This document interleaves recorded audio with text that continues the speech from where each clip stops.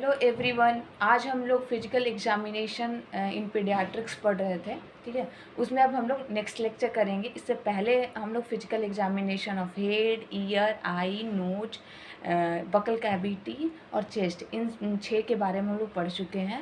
अब हम लोग नेक्स्ट पढ़ेंगे नेक की फिजिकल एग्जामिनेशन। और जब हम फिजिकल एग्जामिनेशन करते हैं तो हम 2 चीज़ों पर ध्यान देते हैं कि क्या नॉर्मल चीज़ें होती हैं और क्या एबनॉर्मल चीज़ें होती हैं। जब हमें नॉर्मल चीज़ें मालूम होंगे तभी हम एबनॉर्मल चीज़ों को जान पाएंगे। ठीक है, क्या एबनॉर्मलिटी हो रही है। तो हम लोग इसे पढ़ते हैं नेक से। ठीक है, नेक में नॉर्मल क्या होती है कि thick, soft, full range of motion present होती है। नेक जो होती है बच्चों की वो थिक होती है, थोड़ी मोटी होती है, मतलब मसल्स वाली होती है। ठीक है, स्किन फोल्डिंग नहीं होती है, शॉर्ट होती है। ठीक है, और फुल रेंज ऑफ मोशन, वहाँ पे मोशन जो होती है फुल रेंज ऑफ मोशन होती है, मतलब लेफ्ट, राइट, बैक, फ्रंट, मतलब हर तरह से मोशन वहाँ होती है।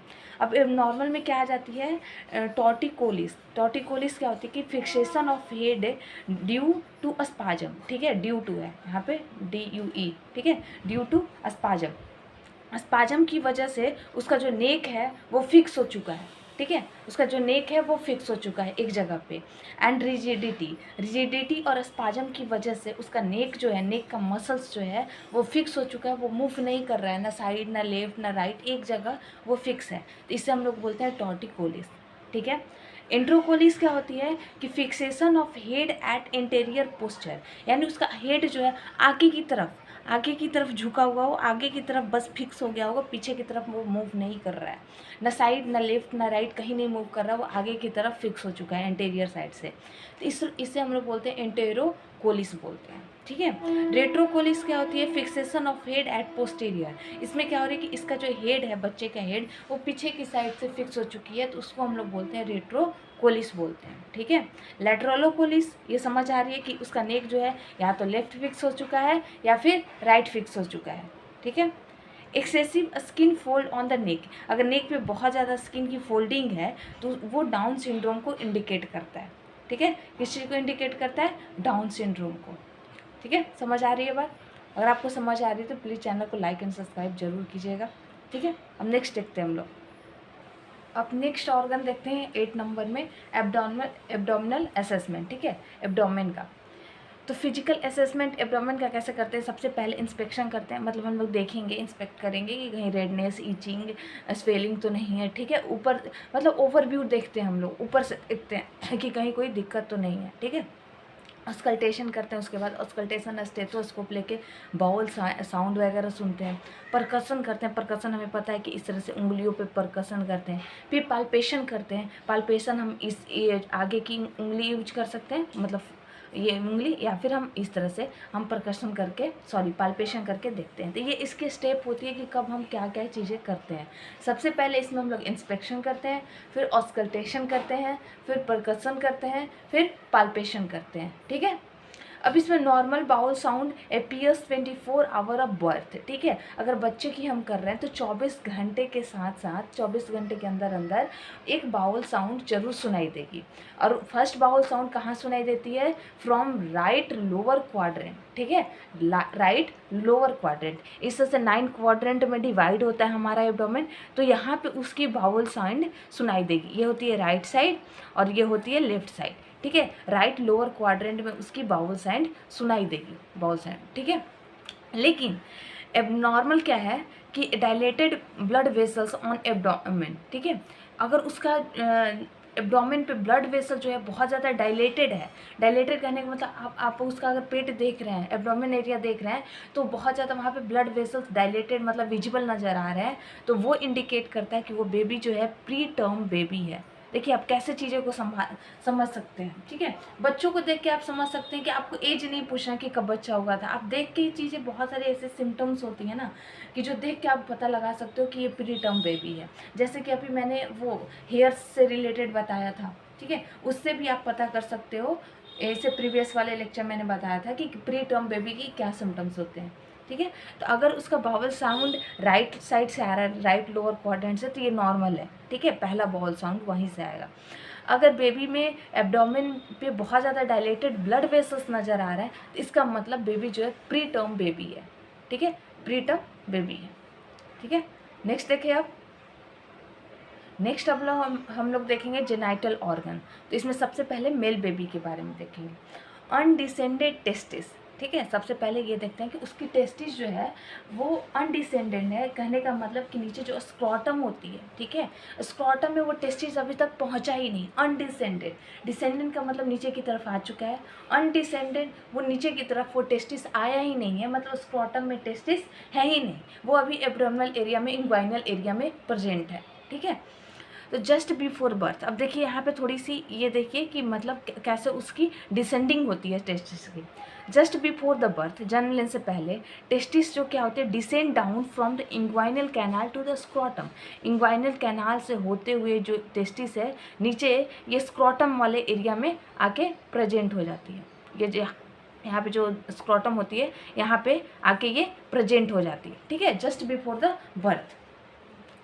फर्स्ट टेस्टिस, सबसे पहले टेस्टिस कहाँ से डिसेंड होती है, एब्डोमिनल कैविटी से इंग्वाइनल कैविटी में। सबसे पहले टेस्टिस कहाँ रहती है, एब्डोमिनल कैविटी में, वहाँ से आती है इंग्वाइनल कैनाल में, ठीक है, इंग्वाइनल कैनाल में।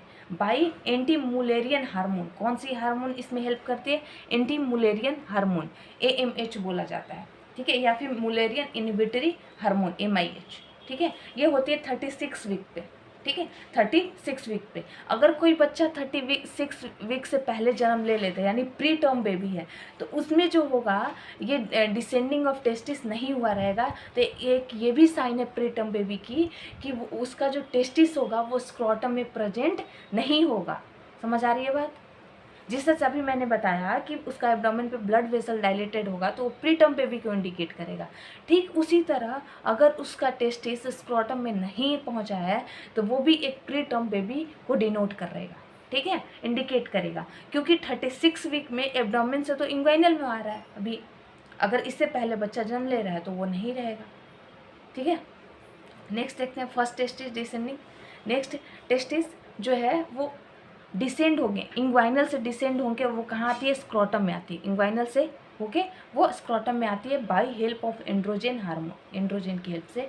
ये 40 वीक्स में होता है, यानी जस्ट बिफोर द बर्थ, ठीक है, जस्ट बिफोर द बर्थ। ये चीज़ें नॉर्मल हो रही हैं, ये चीज़ें नॉर्मल होती हैं। अब इसमें नॉर्मल क्या होती है कि if the testis descend, if the testis not descend after the birth, birth के बाद भी उस बच्चे में टेस्टिस जो है ना स्क्रॉटम में डिसेंड होके नहीं आ रही है, तो हम 1 ईयर तक वेट करते हैं उसके डिसेंडिंग का, कि शायद अगर प्री टर्म बेबी होगा तो वो डिसेंड होके आ जाएगा, या फिर कोई प्रॉब्लम हार्मोन की होगी तो डिसेंड होके फिर आ जाएगी। लेकिन अगर नहीं हो पाती है तो फिर हम उसको सर्जरी करते हैं। उस सर्जरी का नाम है ऑर्कियोपेक्सी। ये 1 साल पे करते हैं ऑर्कियोपेक्सी। हम लोग 1 ईयर तक वेट करते हैं, हो पाता है तो ठीक है, नहीं तो फिर 1 ईयर के एज पे हम लोग ऑर्कियोपेक्सी ये करते हैं, सर्जरी करते हैं। और इसका नाम क्या है कि जब वो,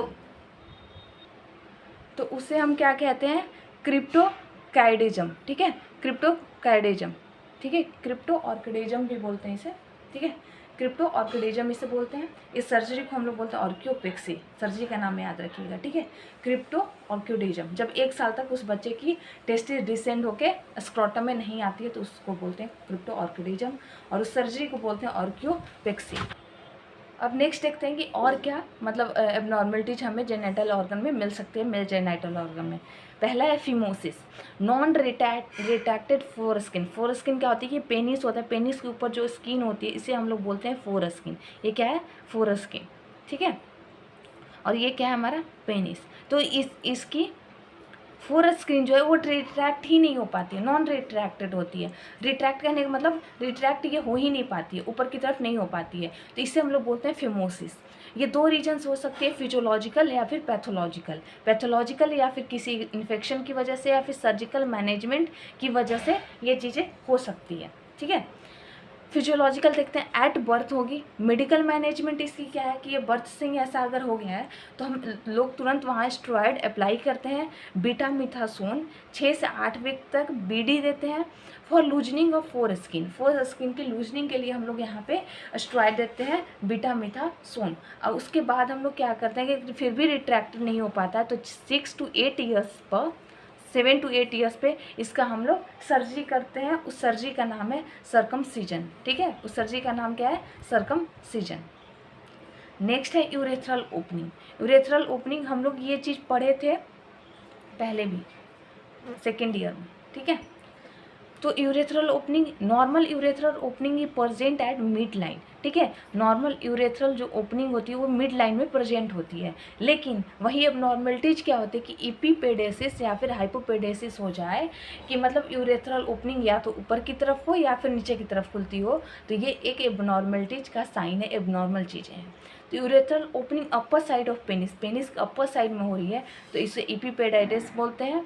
और हाइपोपेडाइटिस बोलते हैं कि जब opening of ureter under side of penis, penis under side में हो तो इसको हाइपोपेडियासिस बोलते हैं, ठीक है।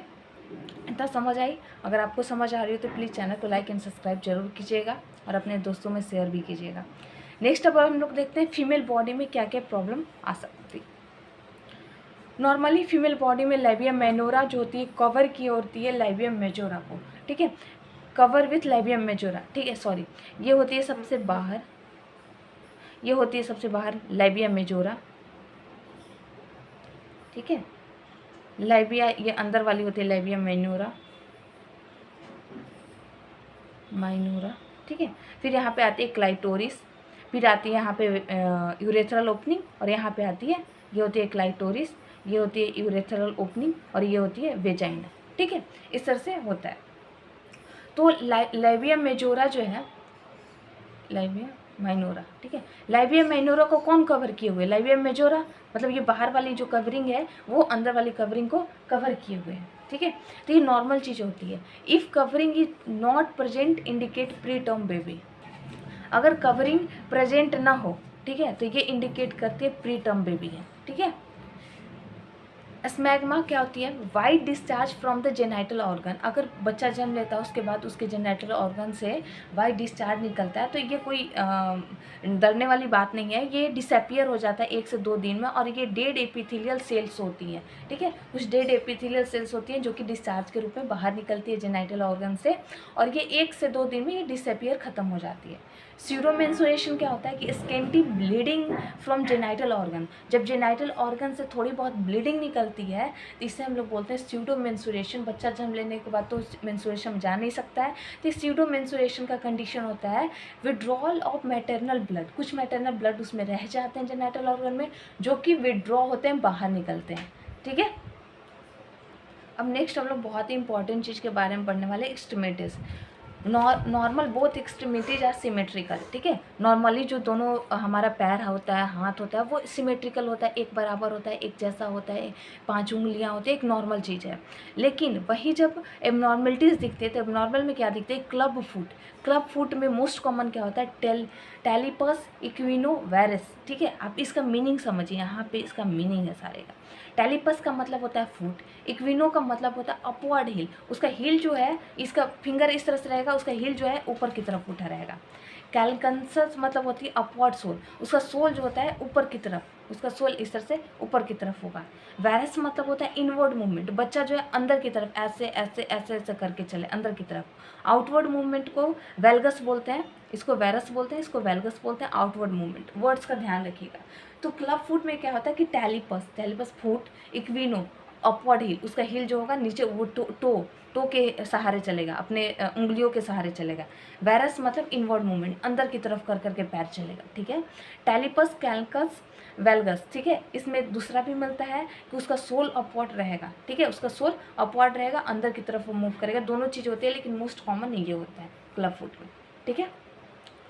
स्पाइनल कॉर्ड में क्या होती है? नॉर्मली स्पाइनल कॉर्ड स्ट्रेट होता है, मतलब एक इसकी शेप फिक्स होती है, स्ट्रेट होता है और नॉर्मल होता है।